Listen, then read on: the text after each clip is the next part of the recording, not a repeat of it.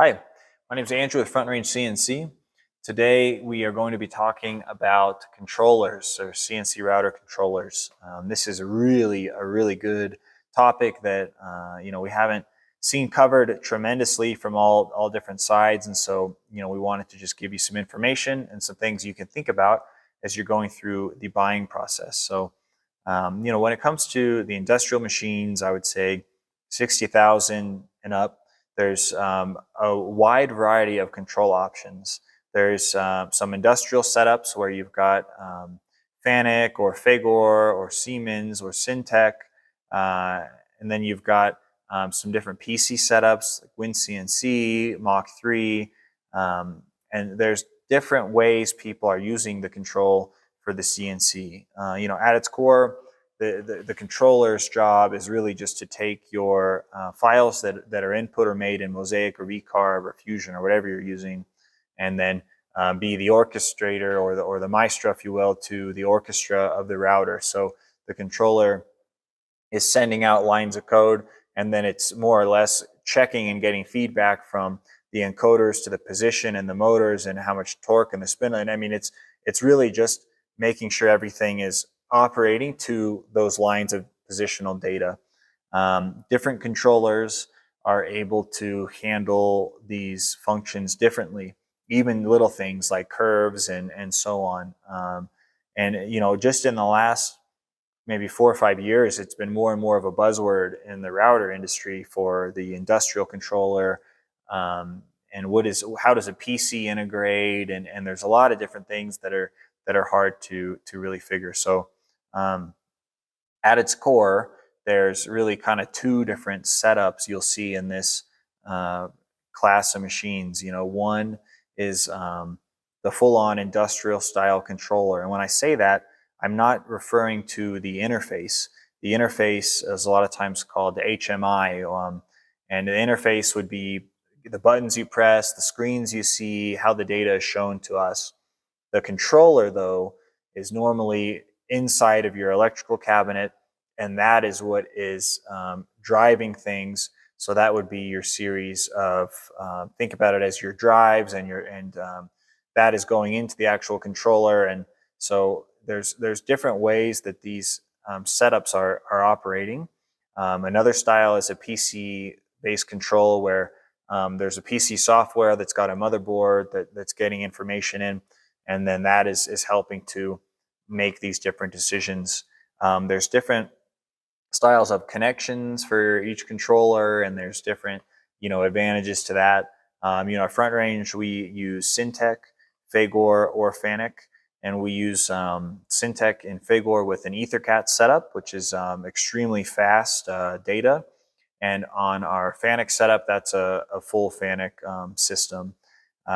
We do that because it allows the best of the industrial control style setup while still being very easy to use. And the way that we've done that, and the way that more companies have done this in the last few years, is essentially it's an industrial controller like you'd see on an old milling machine, but that controller is then connected to a PC just to show the information.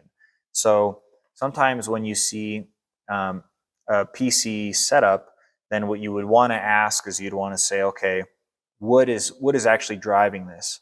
And if there's a program on the computer driving it, then that is taking and helping make decisions based on a PC card. In an industrial setup, typically there's a dedicated standalone controller that is communicating to the drives and reading inputs in a PLC from things like a low air pressure to vacuum on off, etc. And this is just displayed almost like your computer is showing data onto a monitor at home. This industrial controller is simply showing the data onto a monitor that is set with an interface for you to interact with it. So they're more different than you would think in how they operate. Yes, they both are using G-code to look at positional data, but how they interact with the drives is very different. On most of the high-end routers that you'll see that are really tuned for production in and out. You almost will always see industrial style controllers at its core. And if there is a PC, it's simply talking to it.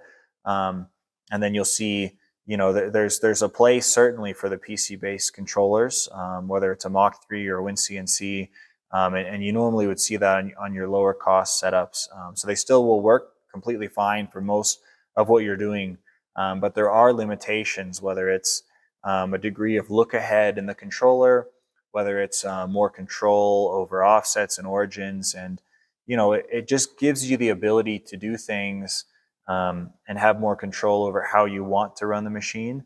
But now with the PC monitor, it doesn't overcomplicate things. And so, on our controllers, for instance, if there's a PC front end on the Syntec and the Fagor, you literally just can drag a file from either a USB. You could use a wired connection. Think about a printer to your computer. You could use a Wi-Fi connection. In other words, you can just connect your computer to your network. You could also use a Google Drive or a Dropbox setup, and you could do all of your programming in one area, one room. Simply upload it to Drive and then download it there at the controller there, and then that will run there through that industrial setup. So it doesn't need to be overly complicated or difficult, but you still have all the power of that industrial controller moving things, and the PC is just there to make it a little easier for you to drag from here to there and then press go. Most industrial controllers, the Syntec, the Fagor, and the Fanuc, and any Siemens controller that you were to use as well, they will all have a degree of look ahead, which is really important. Look ahead is the controller reading the lines of code and typically looking in advance, 800 to 1,000 lines to what you're actually cutting. And why that's important is because as you're going around corners, it sees the corner well before you're getting close to it. And the controller's job is essentially to come to the corner and either speed up or slow down as it's entering or exiting that turn, which would give you a smoother cut and typically a faster cutting time. That's how it's doing that, is that it's seeing areas where it's got a long distance and it can speed up to max speed, but then it's also seeing where a turn is coming, and it's able to then intelligently slow down so that you have a nice smooth cut around all parts of the part. The other advantage of an industrial controller is that you still are completely free from Windows wanting to change things and have some kind of connection occur during that time. The controller is still its own standalone piece that is not being impacted by Windows updates or anything happening on that end. We recommend people do not use the Windows PC that's there for running the program. For creating the programs. We want it to be done just for the CNC so that everything is easy to operate, it's quick. But if you are using, VCarve, Fusion, or Mosaic, we always recommend that you're doing that on a laptop that's got graphics cards and is a high power for that setup. But from a safety perspective, you're isolating these two things. And so rather than have, one thing have an issue, whether it's a lightning strike or something just unavoidable, you've got them in different spots. And that's where having the industrial setup with the PC and the ability to download from Dropbox or Google Drive is really, really neat. And that allows you a lot of options.